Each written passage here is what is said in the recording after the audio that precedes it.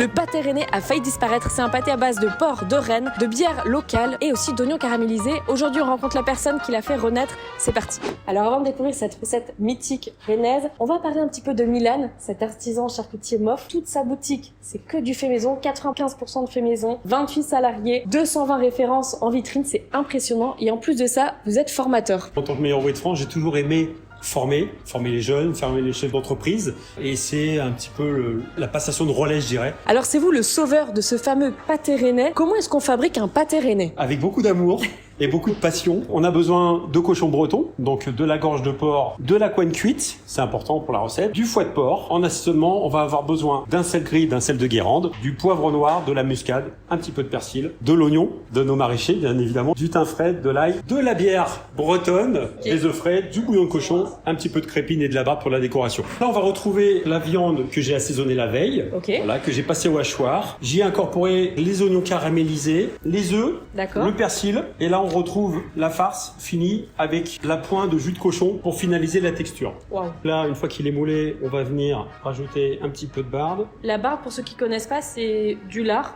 de porc. C'est du gras de porc, c'est ça, tout à fait. On vient terminer la terrine avec un petit peu de crépine pour protéger le pâté durant sa cuisson. Et la crépine, c'est l'estomac du cochon, tout à fait. Okay. Et donc là, c'est juste pour protéger notre terrine. Que rien ne sorte. Durant la cuisson, tout à fait. Un pâté qui est bien uniforme.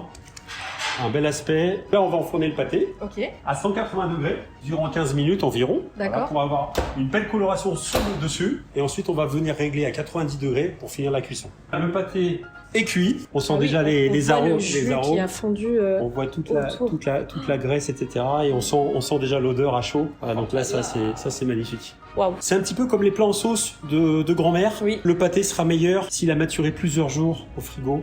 Voilà, que de le servir trop frais. Comment vous avez redécouvert cette recette? C'est un oncle qui un jour, en me donnant un vieux livre de charcuterie, j'ai découvert cette recette de pâté rennais. Et donc je me suis aperçu au fil des mois que c'était un produit qu'on ne trouvait pas dans le commerce. Et je me suis dit, voilà, enfin, une recette que je vais remettre au goût du jour. Pour déguster ce pâté rennais, il faut évidemment venir à la boutique à Rennes. Pour le mot de la fin, Milan, qu'est-ce que vous pouvez transmettre aux jeunes qui s'installent ou qui étudient la charcuterie? La passion, l'envie, garder une extrême motivation et surtout pour l'avenir, être rigoureux, méticuleux, le travail bien fait pour avoir vraiment un savoir-faire d'excellence pour l'avenir et ça paye, bien évidemment. Oh non, du coup.